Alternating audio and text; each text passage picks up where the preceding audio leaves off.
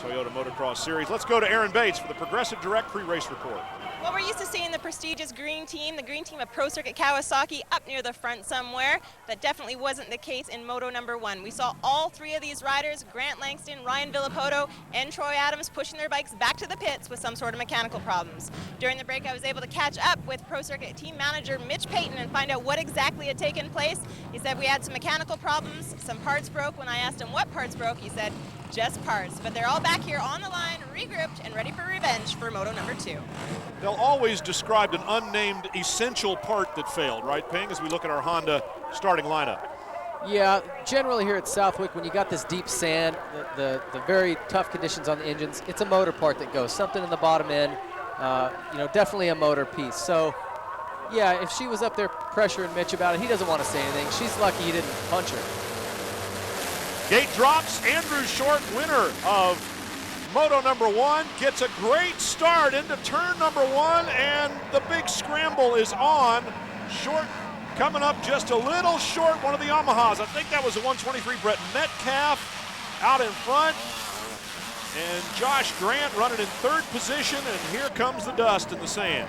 Well, Josh Grant went into that second turn and just punked Alessi, put him over the berm. It's amazing Mike even stayed up.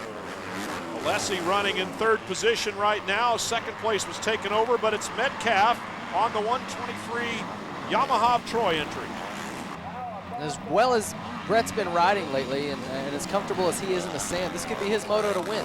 He's got clear goggles, a clear track, and he's got nothing but himself to hold him back now. Josh Grant running in the number 2 position, change in the number 3 spot as well. Metcalf, the Australian, making his home in California, out in front right now and riding like a wild man, trying to hold it together here on this rough Southwick course. Yeah, you got to remember now, they've already had a motocross moto in between these 2 lights motos. So by this point in the day, this track is a rough, twisty, mile-long torture device. Grant Langston running in 4th position on the number 8, one of those who had a failure of an essential mechanical part in Moto number 1. Langston running well. There's the 124. We saw him shoulder first on the ground. Andrew McFarland, he's running 5th. Yeah, Langston's a great sand rider. When he was riding the GPs in Europe, he lived in Holland, spent a couple years there, and there's nothing but sand in Holland. It's harder to find hard pack there than it is to find a good dentist. So he's comfortable in this sand. He's gonna make some passes and put in a good moto. My fiance is from Holland. Of course, most of the country is under the ocean. So yeah, there's a lot of sand over there. Mike Alessi running in 3rd position, finished 2nd in Moto number 1. He's got his hands full with Langston right now, who's eager to prove something here, and that is that the Pro Circuit bikes can finish, and they can finish well on the podium. And I talked to Langston before this race, and he said his wrist is still really bothering him. He was hoping that during the break between High Point and Southwick, the wrist would heal. He had a weekend off. He thought with that 14 days, he'd make a lot of improvement. Maybe it would still be a little sore when they got here to Southwick, but he said it's still really hurting him bad, and it's kind of got him bummed out. He wanted to be racing for wins, and instead he's frustrated because he's being held back by that wrist. Well, you've got to be able to grit your teeth, and as a famous author once said, you got to play hurt. That's motocross racing in a nutshell right there. Grant Langston soldiering on, 1 spot ahead of the number 124, Andrew McFarland. And guys at trackside urging their riders to keep it up, keep it together, and see if you can't pass somebody. Well, probably the most frustrating thing for Langston is that he's all but out of this championship. In Sacramento, he tried to ride. It was just too painful. He couldn't do it, pulled out, got no points that day. Went 4-4 at High Point, which was good considering the situation for him. And then in the first moto here today, he has a DNF, so that's 25 more points that he's down. It's like, he's probably just frustrated. At this level, there may be some consolation to trying to pick up race wins or even get on the podium for yourself and your sponsors, but it really is about a championship and about being there every week. Well, at that level it is, and especially riding for that team. You can see how fiercely dedicated Mitch Payton is. So when you're out of a championship chase, yeah, at least go out and get some race wins. And I think that's what he's going to obviously try to do all year long. But a contender like Grant, he's angry that he's not going to be able to win this title. 2 spots behind Josh Grant on the number 24. And Mike Alessi on the number 800. Everybody's kind of spread out a little bit. No real challenges for position right now. Part of the race where, as you said, you got to sneak up on the guy in front of you. You got to try to stalk him and plan a pass rather than just make it. Well, in the second moto here, the track has changed so much. You know, these guys are going to constantly be looking for different lines, figuring out, okay, where can I make a pass now? The first moto, some of the lines they had aren't working. Now they're too rough because all the 450 guys have ridden them. So there's a certain part of this race where they're just figuring the racetrack out.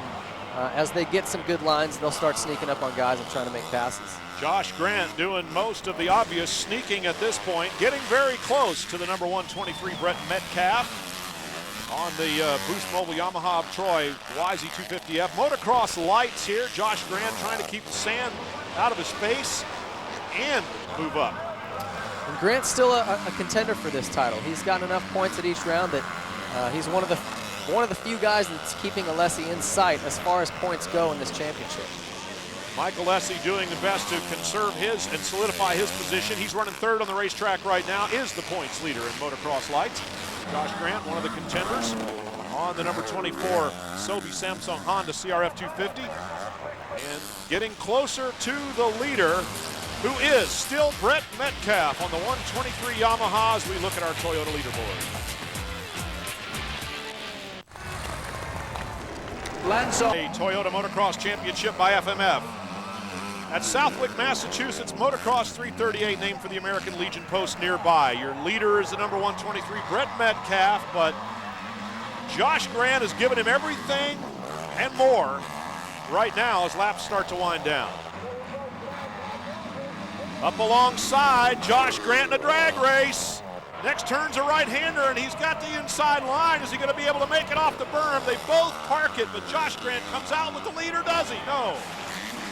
It looked like he was trying to be nice there and leave Brett a little bit of room, and it just cost him the pass. He had it made, but tried to cut inside, didn't use the berm to push Brett out, and he got passed back. Oh, they're still exploring new territory here. As you say, this track has changed so much. They're finding lines every lap around the racetrack. So out in front it is still Metcalf on the Yamaha with Josh Grant in number 2 position. And a real nice man-to-man battle going on here. It is a ways back to 3rd spot. You know, maybe a more aggressive rider would have just taken him to the berm and made sure that he closed that pass off, did not leave him any opportunity to come back. But that's something Grant's going to have to kind of learn as he goes. He's still young, and he's an amazing rider. So he picks up on those little nuances. He's going to be championship contender for sure. And here comes Grant Langston up on lap rider Charles Caslew from Texas. Andrew Short running in 5th position. We talk about consistency wins championships, and how early or how late in the season do you focus on championship points versus going for it out there to try to win races? It's always a juggling act for these contenders like Josh Grant, who's still in the championship title hunt, and of course so is Michael Alessi. You know what it is? It's a balancing act. These guys have to get race wins. You know, it's 25 points for a moto win, and you need those big chunks of points. But for a guy like Alessi, who's the only guy who's finished on the podium in every round so far, he's been very, very consistent. You know, maybe he's at the point where he's already going, well, you know, I don't want to crash and do something stupid. So it's tough to be able to go out, give it 100%, just charge the whole moto, and then not worry about, you know, being worried about a championship. And the guys that don't really have anything to lose are Ryan Villopoto, Josh Grant. They're not in the lead. They need to go out and win some motos right now. They've got to get that done. But as a young rider like a Ryan Villopoto or a Josh Grant, it's got to be harder to pop yourself out of bed in the morning going, I really want to be consistent today. No, at the end of the day, these guys are competitors. That's why they have these jobs. That's why they win races, because that's what they want to do. They want to win, period. And regardless of the situation, that's their goal. Well, and here comes Grant Langston, a perfect example. No championship aspirations, or very few, we would have to say, and he's racing for position against Michael Alessi, who very much has championship aspirations and is the points leader. Who's going to come out on top of this one? Alessi has seen Grant Langston coming up behind him pretty quickly and has poured on the gas a little bit, but Langston is really charging hard right now, hurt wrist and all. And these two have had their little spats before. Glen Helen last year, they got into a little battle. Alessi gave him a little kick going up one of the big hills, and later Grant cut the track, kind of passed him back. And so these two have a history together. It'll be interesting to see what kind of pass Grant puts on him, if any. Josh Grant, number 24, also right there inside of the battle we were just discussing. And here is Josh Grant, though, who is was up there in second position. Now he's definitely slowing down on this Honda.